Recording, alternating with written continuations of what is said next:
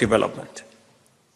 Finland remains an important partner for Kenya in Europe, while Kenya continues to serve as a gateway to East Africa and a strategic hub for trade, investment, innovation, and regional connectivity. We reaffirm our commitment to building a modern and mutually beneficial partnership that responds to the aspirations of the people of Kenya and the people of Finland. To give concrete expression to the outcomes of our discussions and the shared ambition of our partnership, the President and I have witnessed the signing of 3 memoranda of understanding covering education, digitalization and innovation, and environmental cooperation. These agreements reflect the growing depth and practical orientation of relationship between our 2 countries. To strengthen cooperation in education and skills development, we have signed a memorandum of understanding that will expand collaboration in technical and vocational training, teacher development, competence-based learning, and education innovation. Kenya will continue to draw valuable lessons from Finland's globally recognized education system as we advance our competence-based education and training. Recognizing the transformative power of technology and innovation, we have signed a memorandum of understanding on digitalization and innovation to deepen cooperation in digital public services, secure connectivity, innovation ecosystems, emerging technologies, and digital transformation. This partnership will support Kenya's ambition to become a leading digital economy and innovation hub in Africa, building on our strong record of innovation, including globally recognized platforms such as M-Pesa that have advanced financial inclusion and digital transformation. We have further signed a memorandum of understanding on cooperation in the areas of circular economy, bioeconomy, and climate change. This partnership will strengthen collaboration in environmental sustainability, climate resilience, resource efficiency, and green growth while supporting our shared commitment to climate action and sustainable development. In addition, we agreed to deepen cooperation in health, including universal health coverage, maternal, child, and mental health, medical research, and the local manufacture of essential medical supplies and vaccines. And I also shared Kenya's ongoing efforts under Taifa Care to ensure accessible and affordable health care for all citizens. To advance shared prosperity, we agreed to strengthen trade and investment ties and accelerate implementation of the Kenya-European Union Economic Partnership Agreement, to which Kenya and the EU are signatories. I thank His Excellency the President for facilitating engagement between our business communities and creating new opportunities for commercial cooperation, and we will be engaging with the business community in the course of this visit. These agreements and commitments are instruments of action that reflect our shared determination to deepen collaboration, expand opportunity, and deliver tangible benefits to our people. We are fully committed to ensuring their effective implementation. On multilateral cooperation and global development, Kenya and Finland reaffirmed our shared commitment to a rules-based international order and a fair, inclusive global financial system. I briefed President Stubb on the outcome of the Africa Forward Summit, co-hosted by Kenya and France in May, which called for reforms to sovereign credit rating systems and increased financing for green industrialization and digital infrastructure. I am encouraged that President Stubb, in his reflection on the changing global order, recognizes Kenya among the emerging countries helping to shape a more inclusive international system. This perspective reinforces our shared belief that developing nations must play a greater role in addressing global challenges and shaping global solutions. We agree that Africa must be recognized not merely as a beneficiary of global initiatives, but as an equal partner in shaping solutions to global challenges. Genuine multilateralism requires inclusive participation, equitable representation, and shared responsibility. I thank Finland for its principled support for the United Nations Security Council reform. We reiterate the need for a more representative and equitable Security Council, including fair representation for Africa in both permanent and non-permanent categories of membership. We also agreed to continue working together in support of ongoing efforts to reform the United Nations as it marks its 80th anniversary, and to strengthen its effectiveness, transparency, accountability, and capacity for conflict prevention, mediation, and peace building. In our discussion on regional and global peace and security, we exchanged views on conflicts affecting our respective regions and reaffirmed our commitment to dialogue, diplomacy, and the peaceful resolution of disputes. Kenya and Finland will continue supporting efforts to promote peace and stability in the Horn of Africa and the Great Lakes. I reaffirmed Kenya's long-standing position that dialogue and diplomacy remains the most viable pathway towards a just and lasting peace between Russia and Ukraine. I am particularly honored by the invitation to participate as a guest at the 14th Kultaranta Talks, becoming the first African head of state to do so. I look forward to contributing Africa's perspective to discussions on opportunities and challenges shaping a rapidly changing world.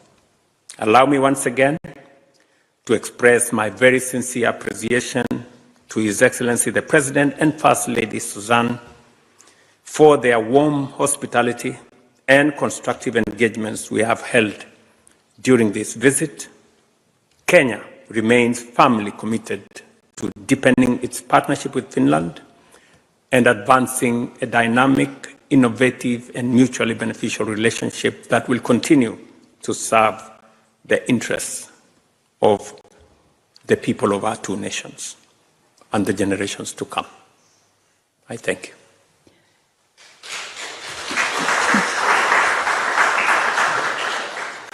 And we'll now take questions from the press. And the first question goes to Finnish Broadcasting Company, Roni Kuronen. So, hello, I'm Roni Kuronen. I'm with the Finnish broadcaster Yle. My question goes mainly to President Ruto, but maybe Mr. Stubb can also elaborate. Our president has often emphasized the growing influence and importance of countries belonging to the so-called Global South. So how do you, as a president of an African nation, which is included in this Global South, see the position of the Global South in world politics right now? Okay. Do we take all the questions, or I answer that one first? That one first. That one first. Okay. Thank you very much. It's long since I was in a classroom, so I'm not used to answering questions, but I will. First, the Global South is an integral part of what is the world we live in today. And therefore, the participation, the contribution, the ideas, the suggestions coming from the Global South are as important and as are relevant as suggestions coming from elsewhere. If I speak the perspective of the Global South biased to the African continent, I will tell you three things. Number one, We believe that we need a paradigm shift in the way Africa is being viewed. For a very long time, it was about colonialism, it was about aid, it was about assistance.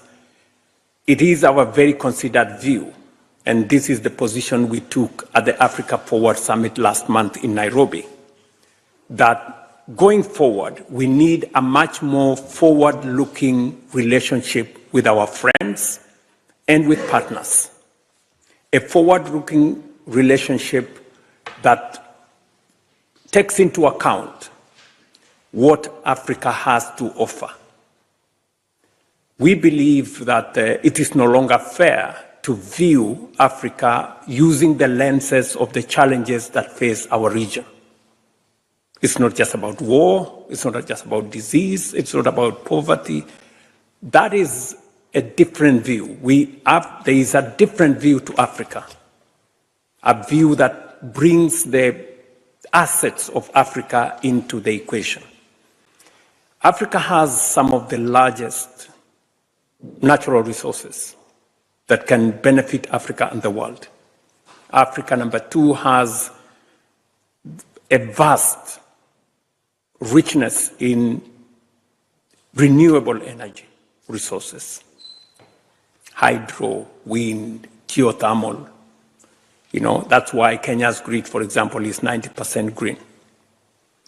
Africa also has the world's, 2/3, in fact, of the world's remaining arable land that can feed the world. That is why today 40% of flowers in Europe come from Kenya.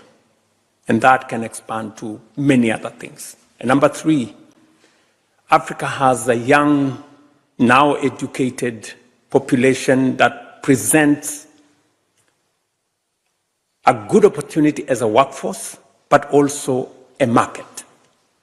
In 20 years, by 2050, Africa will have a quarter of the world's population and will contribute 40% of the world's workforce. It is our considered view that there is need for a paradigm shift in the way Africa is viewed, so that Africa is viewed with the lenses of the opportunities and assets that Africa has to contribute to not just African prosperity, but global prosperity. That's number one. Number two, we believe that we need to work together to resolve some of the hurdles that constrains Africa's growth. And there are three of them. Number one is access, limited access that today defines resources, concessional resources for Africa's development. And number two, to deal with the challenge of unfair financial architecture that,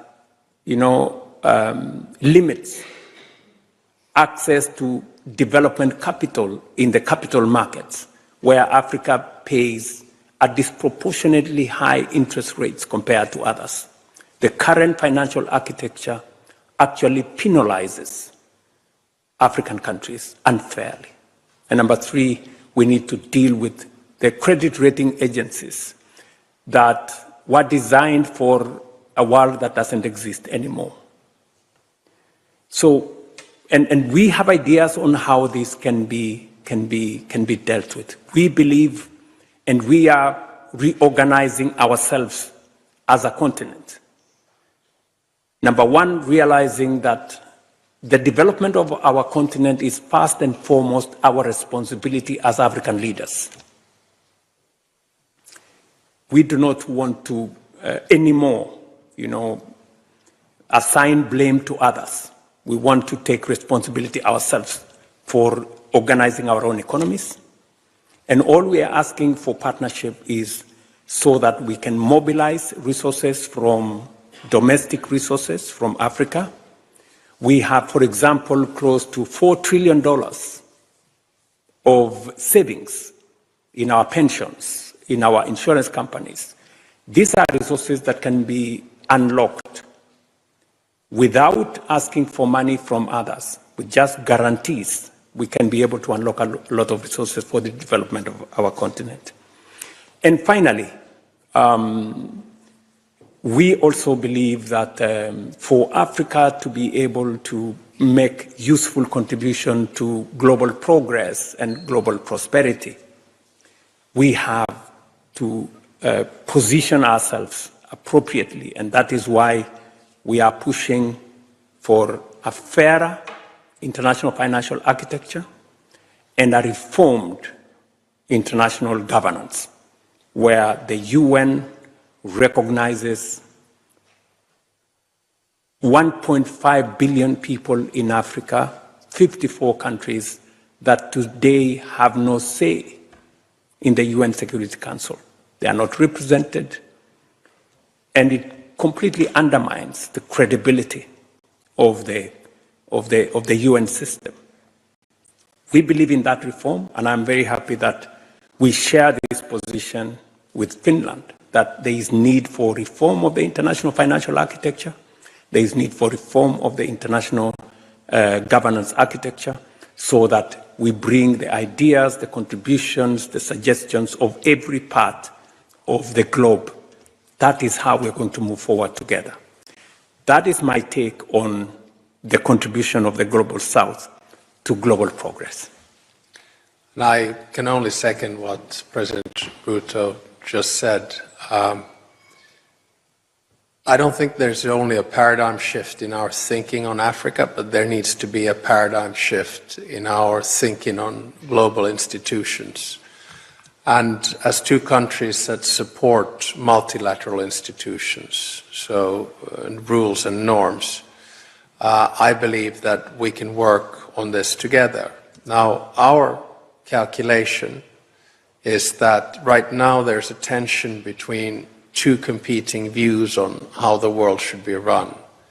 One is what we call multipolarity. That for me is about deals, transactions, and quite often the rule of the big. They basically run the show, big power politics. Then on the other side, you have multilateralism, which for me is international institutions, rules and norms, and essentially cooperation. It is a system that has benefited a small country like Finland throughout our independence. As a matter of fact, I would argue that it has been a cornerstone of our success, together, of course, with democracy, freedom, rule of law, fundamental rights, human rights, the values that Kenya and Finland share.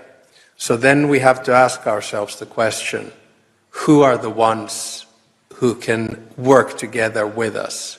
And the answer is the Global South, in a very broad view. Because if I ask my friends in the Global South, and most of my friends in the Global West as well, and the Global North, they support multilateral institutions.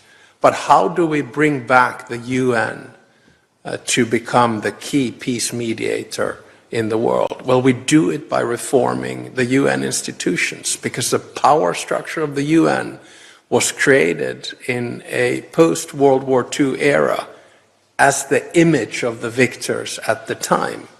That's why we have now called for the doubling of the UN Security Council members, which means at least 1 for Latin America, 2 for Africa, and 2 for Asia.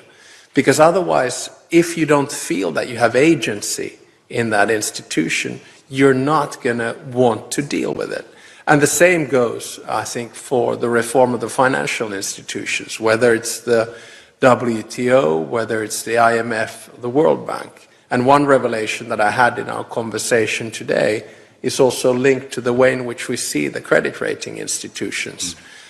So I think we have a lot to work here together, and I believe that the Global South is going to be the one that decides the next world order. And that's why I'm very happy to have William here as well to discuss the matter. Anu Korhonen, MTV News. Anu Korhonen from the MTV News. The first questions for President Stubb. In the interview with MTV, the chairman of the Ukrainian Parliament's Foreign Affairs Committee, Mereshko, hoped that you, President Stubb, would be appointed as Europe's representative for the ceasefire negotiations. How do you comment on this? And the second question is for President Ruto. At the moment, there have been no confirmed cases of Ebola in Kenya. Do you understand the residents' concern? Thank you. As far as European representation in peace mediation, I think my starting point is twofold. The first one is we need to coordinate, we need to have a common agenda, we need to have a common position. We are now in a situation whereby Ukraine is in a position of strength, militarily, politically, and economically. That is why I believe that it would be high time for Europe to reach out and have diplomatic conversations with the leadership of Russia, more specifically President Putin. My second take is that I think the best grouping of countries to do this would be E3. In other words, the President of France, the Chancellor of Germany, and the Prime Minister of the United Kingdom. So it's sort of more than the EU. If then a country like Finland or a country like Norway can work in the back office, facilitate and help these negotiations, by all means, but I don't personally see myself as a representative here. I think it's important that we have the big players up in the front, France, Germany and the UK. Thank you very much. On the subject of pandemic in general, we have built a coalition of many countries, because when you talk about a pandemic, you're not talking about a situation that respects boundaries. The Ebola case in DRC is a source of concern for Kenya, as it is a source of concern for all people globally, in our region and globally. And as a responsible nation, we took the very early steps of making sure that we organize ourselves, we prepare ourselves to take head-on whatever situations that would come our way with respect to this pandemic. We have set up along our borders, especially borders that have people who cross from DRC. And just for context, we have thousands of Kenyans in Eastern DRC. We have soldiers in Eastern DRC, and it is natural that for us as a nation, we need to prepare ourselves. So we have set up 23 isolation units, places where we can deal with this challenge. We have tested close to 100,000 people who have come into Kenya, and by God's grace, none of those people have tested positive. In fact, the World Health Organization has reviewed the numbers that were initially put out from 1,000 cases. That has now been reviewed as late as yesterday to 500 cases.